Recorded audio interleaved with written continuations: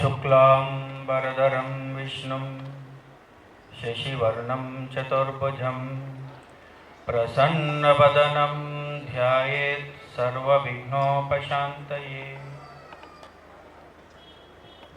सर्वमङ्गलमाङ्गल्ये शिवे सर्वार्थसाधिके शरण्ये त्र्यंबके गौरी नारायणी नमोस्तुते। जय नारायणी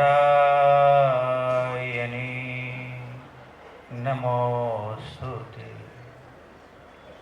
अन्नपूर्णे सदापूर्णे शंकर प्राणवल्लभे ज्ञान वैराग्य सिद्ध्यर्थं भिक्षां देहि च पार्वती। माता च पार्वती देवी पिता देवो महेश्वरः बान्धवान् शिवभक्ताश्च स्वदेशो भुवनत्रयम्। त्वमेव माता च पिता त्वमेव त्वमेव बन्धो सखा त्वमेव त्वमेव विद्या द्रविणं त्वमेव त्वमेव सर्वं मम देव माता। ప్రియాత్మ బంధువులారా, ఈరోజు శ్రీ రేణుకా ఎల్లమ్మ దేవాలయం యొక్క ప్రథమ వార్షికోత్సవం సందర్భంగా ఈ కేశవనగర్ బస్తీలో చేరిన మీ అందరికీ, హిందూ బంధువులందరికీ, భక్తులందరికీ కూడా ఆ జగన్మాత యొక్క శుభాశీస్సులు అందిస్తూ ఈరోజు నేను ఆధ్యాత్మిక ప్రవచనం అమ్మవారి పైన ఇవ్వాలని అనుకున్నాను. కానీ దేవాలయం నుంచి ఒక వినతి వచ్చింది. అమ్మ రేణుకా మాత యొక్క పరిచయం కూడా కొంచెం మందికి చేయండి స్వామి, చాలామందికి తెలియదు. కాబట్టి అమ్మ శ్రీ రేణుకామాత గురించి 2 వాక్యాలు చెప్పి ప్రధాన ప్రసంగమైన ఆధ్యాత్మిక ప్రవచనం వైపు మనము వెళ్తాం. శ్రీ రేణుకామాత యొక్క జన్మ వృత్తాంతం. ఆమె అయోనిజ అనగా తల్లి గర్భం నుంచి ఉద్భవించని వారిని అయోనిజ అంటారు.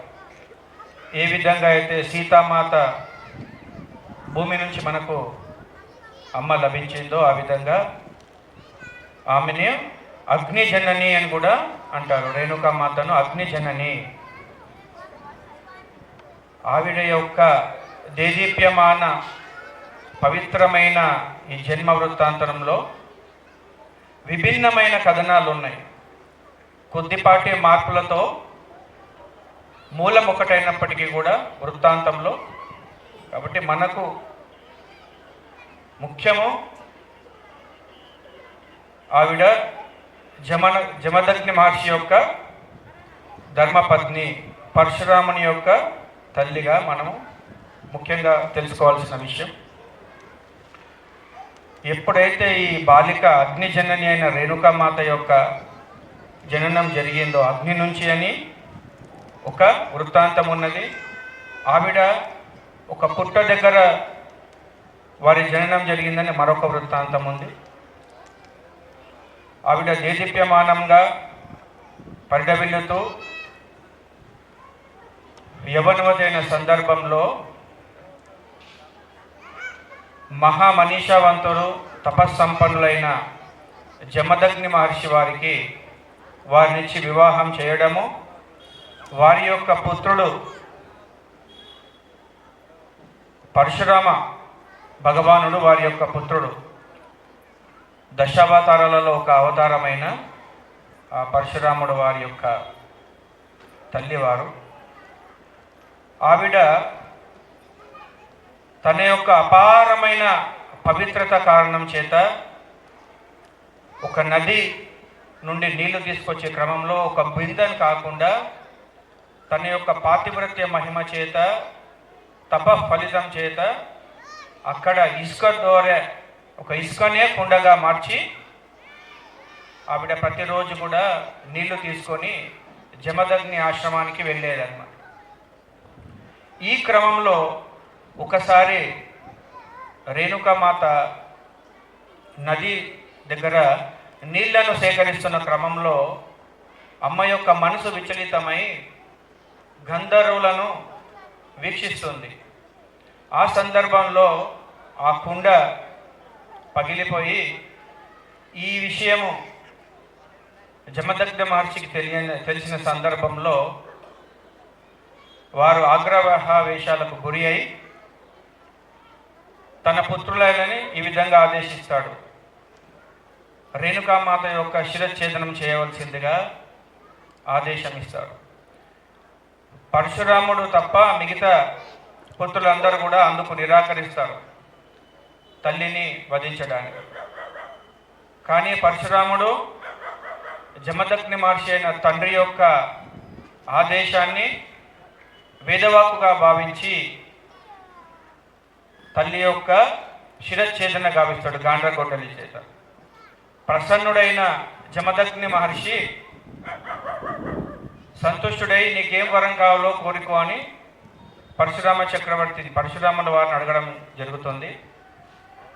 వారు అంటారు, ఖండించిన తల్లిని బ్రతికించవలసిందిగా కోరుతున్నాము, తదాస్తు అని వారు. అయితే ఇంకొక వృత్తాంతము కూడా ఉన్నది. దాని ప్రకారం ఏంటంటే, ఎప్పుడైతే నది దగ్గర అమ్మ విచలితమైందో మనసు, ఆవిడని తృణీకరించి జమదగ్ని మహర్షి వారిని ఆశ్రమం నుండి పంపించి వేయబడుతుంది.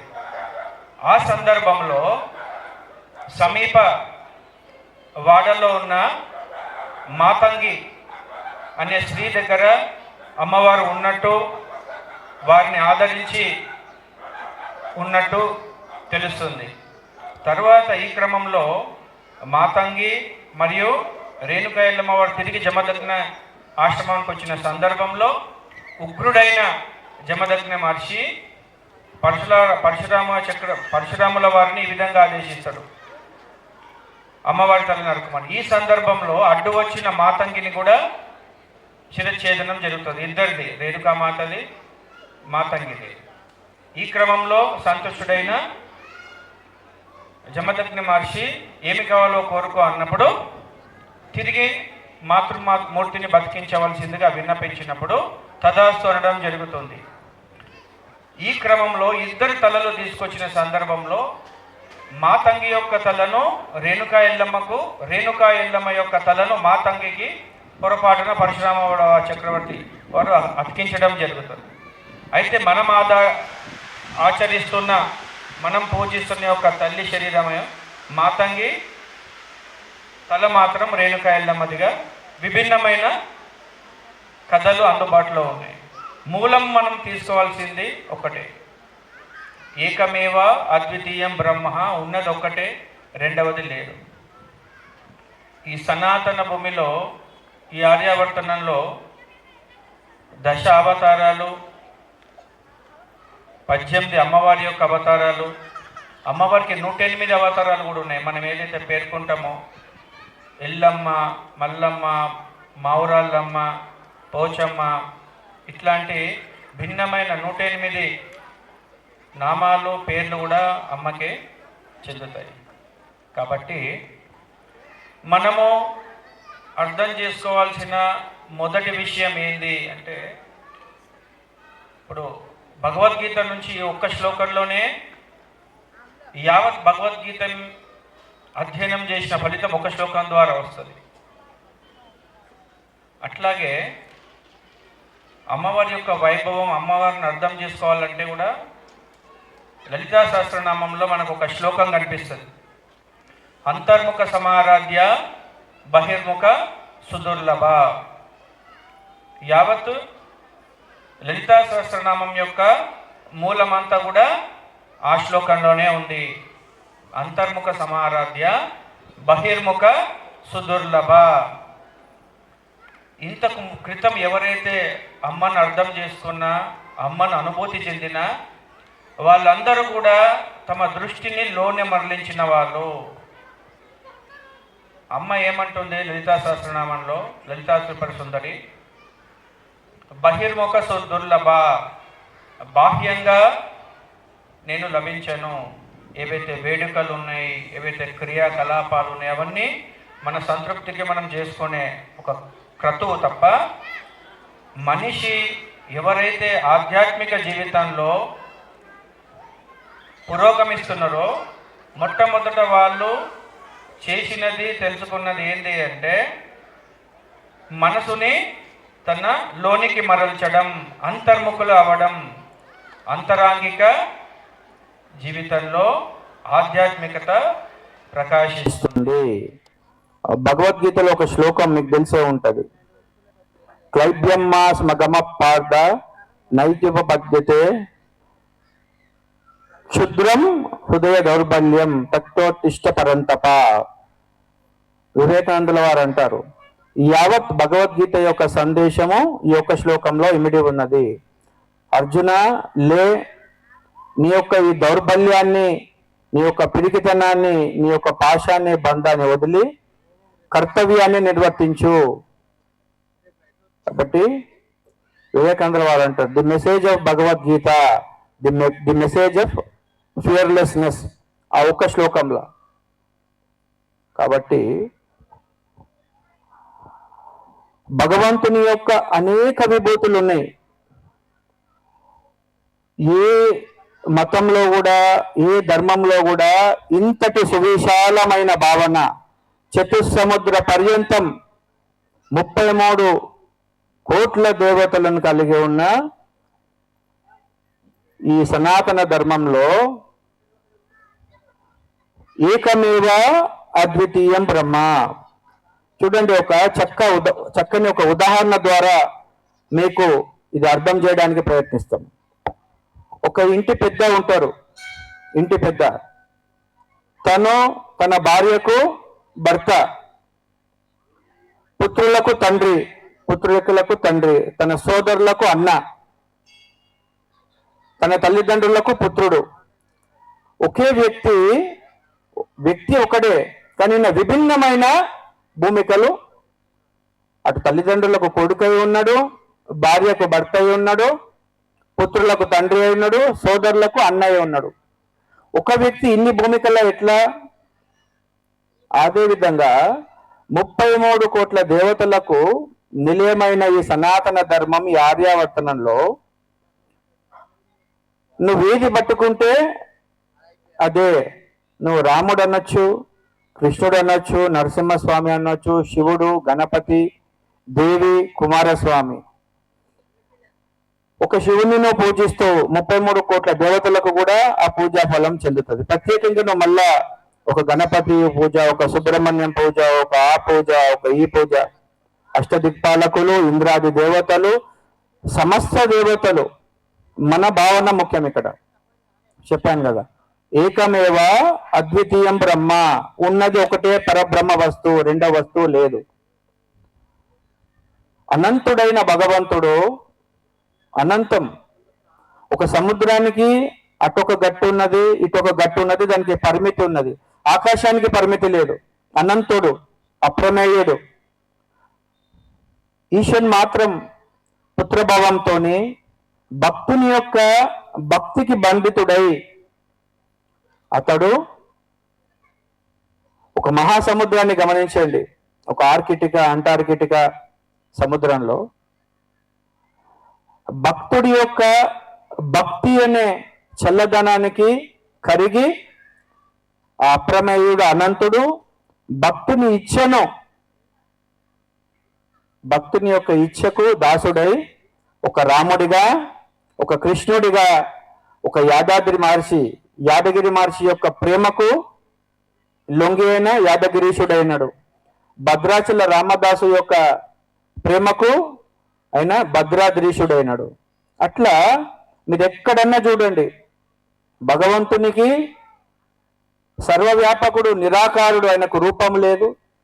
కానీ నీ భావనను అనుసరించి, నీ యొక్క దృష్టిని అనుసరించి. మీరు ఒకటి గమనించండి, ఎన్నడైనా ఒక పిల్లవాడు తల్లి ఒడిని చేరగలుగుతాడా? పిల్లవాడు కింద ఆడుకుంటుంటాడు, ఆటలతో పిల్లగాడు ఆడుకుంటాడు. అమ్మ ఈశ్వన్ మాత్రము ప్రేమ చేత, వాత్సల్యం చేత కింద ఉన్నవాడిని తీసుకొని ఎత్తుకుంటే తప్ప అమ్మఒడి చేయగలుగుతాడా వాడు? సాధ్యమేనా? మనది కూడా అంతే. మన తపశక్తితోని, మన జపంతోని, తపంతోని, ధ్యానంతోని ఏమి కూడా సాధించలేము. అమ్మను ప్రసన్నం చేసుకోలేము. మరి ఏంటి మార్గం అంటే, పసిపిల్లవాని మాదిరి సరళమైన మనసు మనలో. పసిపిల్లాని మనసు ఎట్లుంటది? ఒక చక్రవర్తి వచ్చిండు, ఒక సంపన్నుడు వచ్చిండు, ఆయన చేతిలో ఉన్న ఆట వస్తువు ఆయనకి ఇయ్యడు, ఎవరు అడుగుతూ ఇచ్చేస్తాడు. పసిబాలకుని మనస్తత్వము సులభము, సరళమైన ప్రసోదయము. ఎప్పుడైతే మనది ఆ విధమైన నిష్కపటమైన అసూయ ద్వేషాలు ఏమాత్రం లేని ఆ హృదయంలోనే భగవంతుడు వసిస్తాడు. ఇది పరమార్థికతకు కోలమానం. అయితే సనాతన ధర్మాన్ని ఆచరిస్తున్న మనము, మన హిందువుల జీవన విధానం ఎట్లా ఉంది? మనం ఒకసారి ఆత్మ పరిశీలన చేసుకుందాం. మనము భగవద్గీతను పట్టుకోలేదు, రామాయణాన్ని పట్టుకోలేదు, ఉపనిషత్తులను మనం పట్టుకోలేదు. ఈ ఆర్యావర్తనంలో ఈ సనాతన ధర్మము దీనిపైన నిలిచి ఉన్నది. దయచేసి అందరూ శ్రద్ధగా వినాలి. మీలో మీరు మాట్లాడుకుంటూ, నేను 10 పనులు వదిలేసి అమ్మవారి యొక్క సందేశాన్ని మీకు ఇస్తున్నాను కాబట్టి మీరు ఈ ఉన్న కొద్దిసేపు శ్రద్ధగా వినవలసిందిగా కోరుతున్నాను. కాబట్టి ఎందుకంటే మనం మాట్లాడుతున్న ర్యాప్ అనేది వెళ్ళిపోతుంది మీరు ఇట్లా మాట్లాడుతుంటే. కాబట్టి మనము హిందూ ధర్మము నిలిచి ఉన్నది మూలస్తంభం. హిందూ ధర్మానికి, మన సనాతన ధర్మానికి మూలస్తంభం. మనం ఎన్ని దేవతలన్నా అర్చించవచ్చు. ఎల్లమ్మ, మల్లమ్మ, పోలేరమ్మ, మౌరాలమ్మ, ఇట్లాంటి విభిన్నమైన దేవతలందరూ కూడా ఇప్పుడే చెప్పినాను. ఏకమేవ అద్వితీయం బ్రహ్మ, ఉన్న పరబ్రహ్మ వస్తువు. ఆ తత్వం ఒకటే, దాన్ని నాడి పట్టుకోవాలి. మనం నాడి పట్టుకోవడము నేర్చుకోవాలా.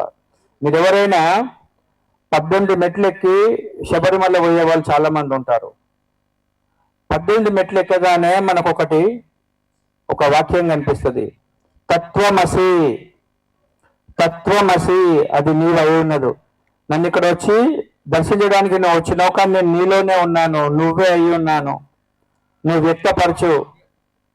వివేకానందుల వారు అంటారు, ఈ అనంతమైన ఆధ్యాత్మిక జగతి నుండి, ఈ విశాలమైన ఆధ్యాత్మిక జలం నుండి ఒక సముద్రాన్ని పోలుస్తాడు. ఆధ్యాత్మిక జీవితానికి ఒక సముద్రాన్ని కోలమానంగా స్వామి చెప్తాడు. చెప్పి